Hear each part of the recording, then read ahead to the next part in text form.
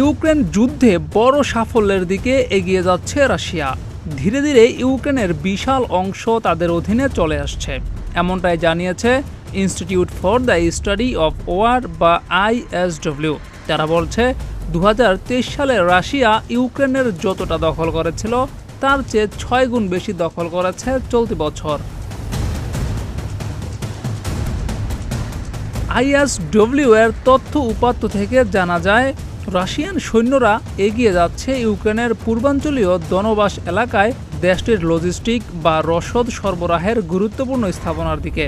একই সঙ্গে ইউক্রেন যে রাশিয়ার কুরস্ক অঞ্চলে বিস্ময়কর অনুপ্রবেশ ঘটিয়েছিল সেটিও এখন নড়বড়ে। রাশিয়ান বাহিনী তাদের পেছনের দিকে যেতে বাধ্য করছে। এই খবরটি এমন সময় সামনে আসলো যখন যুক্তরাষ্ট্রের ক্ষমতার পালাবদল হতে যাচ্ছে। বাইডেনের জায়গায় ক্ষমতায় আসতে চলছেন ট্রাম্প। একই সঙ্গে এই খবরটি এমন সময় আসলো যখন বাইডেন রাশিয়ার অভ্যন্তরে হামলার জন্য দূরপাল্লার ক্ষেপণাস্ত্র ব্যবহারের অনুমতি দিয়েছে ইউক্রেনকে। এদিকে রাশিয়ান প্রতিরক্ষা মন্ত্রণালয় থেকে জানানো হয়েছে, এর মধ্যেই ইউক্রেন যুক্তরাষ্ট্রের সরবরাহকৃত দূরপাল্লার ক্ষেপণাস্ত্র দিয়ে রাশিয়ার ভেতরে হামলা চালিয়েছে। যদি পুনরায় এই হামলা চলে তাহলে পরিণতি ভয়াবহ হবে বলেও হুঁশিয়ারি দিয়েছে তারা। ইউক্রেন রাশিয়া যুদ্ধের শুরুতে রাশিয়ার ব্যাপক অগ্রগতি ছিল, কিন্তু যখন ইউক্রেন প্রতিরোধ শুরু করে তখনও স্থবির হয়ে পড়ে অগ্রগতি। 2023 সালে কোনো পক্ষই বেশি সুবিধা করতে পারেনি, তবে 2024 সালের হিসাব বলছে ভিন্ন কথা। ISW সৈন্যদের গতিবিধি ও নিশ্চিত হওয়া গেছে এমন ফুটেজ বিশ্লেষণ করে দিয়েছে এমন তথ্য।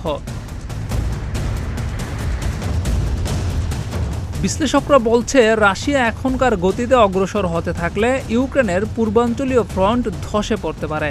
রাশিয়া চলতি বছরের 1 সেপ্টেম্বর থেকে 3রা নভেম্বরের মধ্যেই দখল করে নিয়েছে 1000 বর্গ কিলোমিটার এলাকা। এর মধ্যে রয়েছে খার্কিভের কুপিয়ানস্ক এবং কুরাখভ অঞ্চল, যা দোনেস্ক অঞ্চলে গুরুত্বপূর্ণ হাব পকরভস্কের খুব কাছে।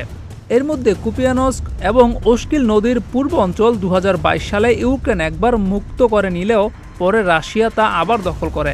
সাম্প্রতিক গোয়েন্দা তথ্য অনুযায়ী রাশিয়ানরা শহরের উত্তর পূর্বাঞ্চলে প্রবেশের চেষ্টা করছে।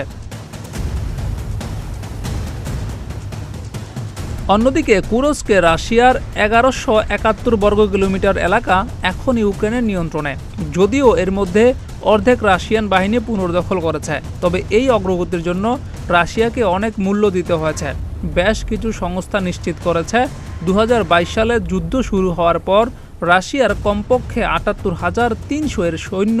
বেশ কিছু সংস্থা নিশ্চিত করেছে যে 2022 সালে যুদ্ধ শুরুর পর রাশিয়ার কমপক্ষে 78,300 এর অধিক সৈন্য মারা গেছে। জিয়াউর রহমান, প্রতিদিনের বাংলাদেশ।